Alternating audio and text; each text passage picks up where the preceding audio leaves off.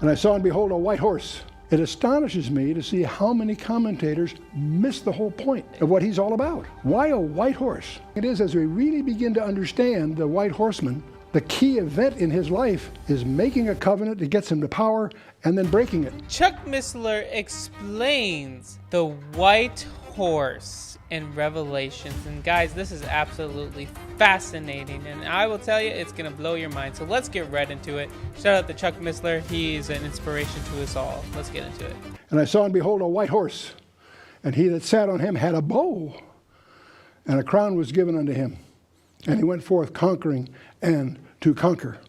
Okay, good. So that's the first of the four seals. Are we together so far? The four horsemen. We'll read through just to get the flavor of the next one here. The second seal is the red horse, which represents wars. Oh, wow. And when you open the second seal, I heard the second living creature say, "Come and see." And there went out another horse that was red, and power was given to him that sat thereon to take peace from the earth, that they should kill one another. And there was given unto him a great sword. Wow. Wow. Yeah, that's what I said. So that's the second one, the red horse. And then the third one's the black horse, which speaks of famine and inflation. And when he had opened the third seal, I heard the third living creature say, "Come and see." And I beheld, and lo, a black horse, and he that sat on him had a pair of balances in his hand, measuring something here. And black is often connected with famine, of course. To eat bread by weight is an indictment from Leviticus 26 and other places. And I heard a voice in the midst of the four beasts say, "A measure of wheat for a penny, 3 measures of barley for a penny. And see thou hurt not the oil and the wine." Wow. Scarcity, famine, that's the overtone. There's more, but we'll get into that when the time comes. Okay, so we have white, red, and black. There's one more to come here. The livid horse, the pale horse. The livid The horse. actual word in the Greek implies chloros. It means green. Green? But it's a ugly kind of green. Like sick. Speaking of death, naturally. And when he'd opened the fourth seal, I heard the voice of the fourth living creature say, "Come and see." And I looked, and behold, a pale horse. And his name that sat on him was Death. And hell followed after him. And power was given unto them over a fourth part of the earth, to kill with the sword, and with hunger, and with death, and with the beasts of the earth. And those beasts are not necessarily 4-footed. They can be microscopic, but they're beasts nonetheless. So that's the fourth one. Wow. Okay. Ezekiel 14, we have an interesting verse. It says, "Thus saith the Lord God, how much more when I send my 4 sore judgments upon Jerusalem, the sword, the famine, the noisome beast, the pestilence, and cut off from it man and beast." Wow. There's something else I'd like to highlight, this is sort of the warm-up. We'll get to the one we're really after in a minute. But it's interesting to contrast Revelation 6, the whole bunch, and Matthew 24. In Revelation 6, you have the white horse and rider.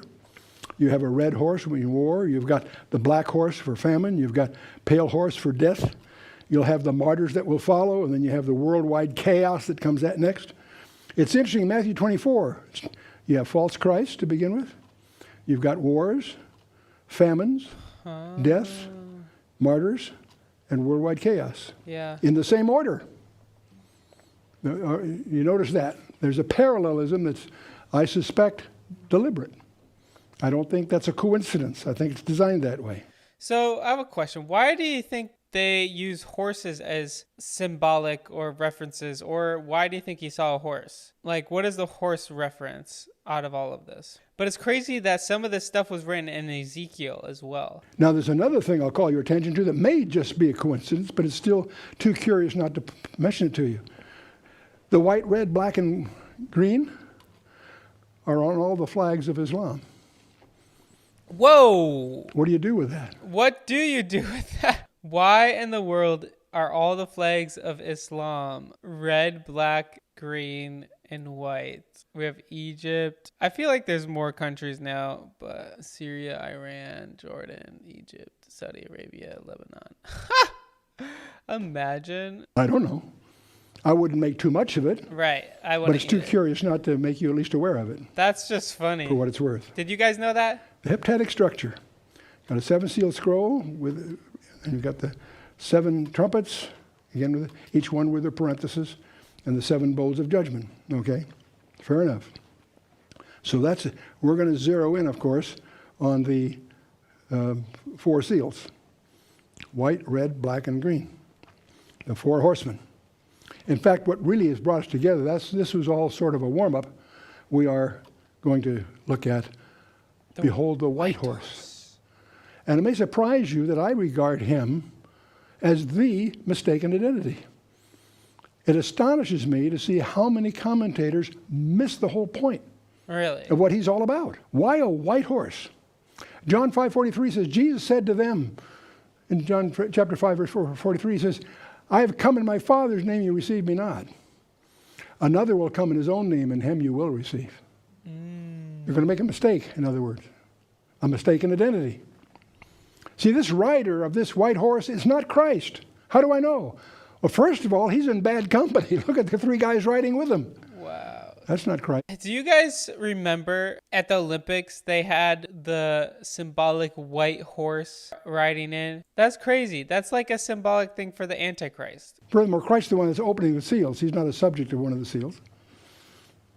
But this guy that's coming will resemble and imitate Christ. That's the point. Wow. And he does it so well that there are many commentators that don't pick up on it. They're also fooled. Furthermore, this one is called forth by the living creatures. That's not appropriate for them to call Christ forward. He's their creator. No. So, and there's going to be a lot said about his career. We'll get into that here shortly. So back to it. I saw when the Lamb opened one of the seals, and I heard, as it were, the noise of thunder. One of the 4 living creatures said, come and see. That's not quite what he said. He actually said, proceed. Your King James called it come. Erko in the Greek is actually call forth. He's ordered by one of the 4 living creatures. And remember, Jesus is the one opening the seals in the first place. Behold, a white horse. Why a horse? We got all these horses. That's what I was asking. Horses are often used to designate judgments, like a force or like a tithe, in a sense. I see. And there's lots of examples in your notes. You can track those down and come to your own conclusions. Isn't that why Jesus didn't ride in on a horse? He rode in on a donkey. It was to symbolize maybe humbleness. I'm completely wrong, but I know horses was to show like you conquered. You'd come in after you conquered something. But here, apparently, one of his key characteristics is that he had a bow. Of all the things to mention, that's singled out. A bow. 2 things are mentioned, a bow and a crown, but the bow is mentioned. And most people jump to the conclusion that that's an archery term. Not necessarily. Not necessarily. A bow versus a sword, for an example. The Hebrew is kesheth. In the Greek translation, it's a toxon, which is a bow. And it's not necessarily a tool of archery. That's a very common presumption. It's understandable. But there's something else you need to be aware of that exegetes will highlight to you, and that's what's called the law of first mention. When something is mentioned the first time in the Bible, it turns out to be significant and it has a unique relevance. Let's take a look at those. Law of first mention. The word love. Where's the first place that the word love appears? God uses to Abraham about his son. Because his son is going to be acting out a type of God's son. Because another father is going to offer his son. And that's what Abraham's going to act out, in effect. And he knows he is, by the way. He knows he's acting out prophecy because he names the place prophetically. And Hebrews 11:19 highlights that. So that's love as an example. The first place love shows is where it's referring to the Son of God, and in the context of giving himself to all of us. Wow. What could be more appropriate? The word man, okay, and is that man was made in the image of God. First place man appears is where he's being made in the image of God. Is that relevant? I sure think so. Right. Well, what about this bow business? Well, in chapter 9, verse 13 is the first mention of it. God says, I do set my bow in the cloud, and it shall be for a token of a covenant between me and the earth. Huh. See, you and I don't associate it as a token of a covenant. God does several times. It's a token of a covenant. This is why I love Chuck so much. He is just blowing my mind, helping me understand so many things. Some symbolic references to different words that I would have never guessed when I read the Bible. This is so good. How interesting it is as we really begin to understand the white horseman, the key event in his life is making a covenant that gets him to power and then breaking it. That's going to be a major element of his career we'll get into. The covenant and its breaking is a key identity for him. And we'll see that go. Amos 2:15, neither shall he stand that handleth the bow, and he that is shift of foot shall not deliver himself. Neither shall he that rideth the horse deliver himself. Interesting little allusions here you find when you're watching for them. Okay? And so, the bow. See, the bow seems to symbolize, in addition, the first world leader, which was Nimrod, the hunter. It was a symbol, apparently. And also the final world leader will have the same symbol. He's also an Assyrian. Wow. So both the first and last Assyrian seem to be identified together. But when we get to Daniel chapter 9, probably one of the most important, the last 4 verses of Daniel 9 is what Jesus points his disciples to when they ask him about the end times. In the Mount of Olives, 4 guys came to him, Peter, James, and John, and Andrew, Peter's brother. They come and they ask him some questions, and he gives them a briefing, which we call the Olivet Discourse, because it's on the Mount of Olives at night, but that's no big deal, per se, just a label. Right. But in those 4 verses, the last verse talks about a week of years. That's pivotal. And it says, he shall confirm the covenant with the many for 1 week. The last week of years. It's the 70th week of a group of 70. And in the midst of the week, he shall cause the sacrifice and the oblation to cease. And for the overspreading of abominations, he shall make it desolate, even until the consummation. And that determined shall be poured upon the desolate. Now, this isn't the place to try to unravel the whole 70 weeks. But if you haven't done it, you need to desperately really understand the 70-week prophet, the last 4 verses of Daniel 9. And that's a study in its own right. I'm assuming that's a review for most of you. But this leader, this world leader, is going to achieve power because he's going to eventually be able to enforce the covenant or confirm the covenant with Israel. The many is an idiom there of Israel. He shall enforce the covenant with the many for 1 week. Okay? That's his commitment. Except, you see, that by the way, it appears to involve temple sacrifice and so forth, as we'll see in a minute. But in the midst of the week, he shall cause the sacrifice and the oblation to cease. So whatever that covenant includes, it may be a lot of other things too, but we know it apparently includes their permission to return to sacrifice, their Jewish sacraments. Dang. Do you think that the temple will ever start sacrificing again in Jewish custom? Because they don't sacrifice anymore. So is that like a symbolic thing that eventually they will start sacrificing? I know I've seen the red heifer type stories on the internet of them finally trying to bring a red heifer, but this is something that could happen. In the midst of the week, he shall cause sacrifice and oblation to cease. So in the middle of the week, these are weeks of years, he abrogates that covenant. That's a big deal in his life. Jesus is going to point to that when we get to Matthew. Jesus is going to make a big thing of that. We'll get there in a minute. Shall cause the sacrifice and the oblation to cease. So his enforcement of the covenant seems to include a return to the temple sacrifices for some weird reason. And for the overspreading, and that's what we call the abomination of desolation. That's a term that Jesus used. Right. We'll see in just a minute. Jesus talks about it. Abomination is a form of idol worship. And the extreme version of that is to put an idol in the most sacred place on the planet Earth, in the temple, in fact, in the Holy of Holies. And we know that because there was a historical event that Jesus makes reference to in using that term. And so this is the very marker that Jesus calls the attention of the disciples to in the Olivet Discourse. The abomination. So we'll get to that. Let's take a look at it. When you get to Matthew 24, there's a whole bunch of things that are mentioned before you get to verse 15. Wars and rumors of wars and earthquakes and divers, all those things. He says, but the end is not yet. Those things are lumped and then described as not being signs. Strange. We always see those in lists of signs. Yeah. No, he lists those things that they're coming, but they're not signs because they're not distinctive enough to be a sign. However, when you get to verse 15, he said, by then, he says, these things are not signs. When ye therefore shall see the abomination of desolation, which one? Spoken of by Daniel the prophet. He's talking about chapter 9, right here. Stand in the holy place. Whoso readeth, let him understand. Wow, there's a lot in this one verse is a big deal. We could spend an hour on this little verse. Okay. You got all these critics that like to argue who really wrote Daniel. I know who wrote Daniel. How do I know? Jesus told me. Sometimes people think that the abomination of desolation was in 70 AD when the Romans completely conquered Jerusalem and destroyed it. And they did some really heinous stuff in the temple. But what do you guys think? Anybody that wants to challenge has got bigger problems than the authorship of Daniel.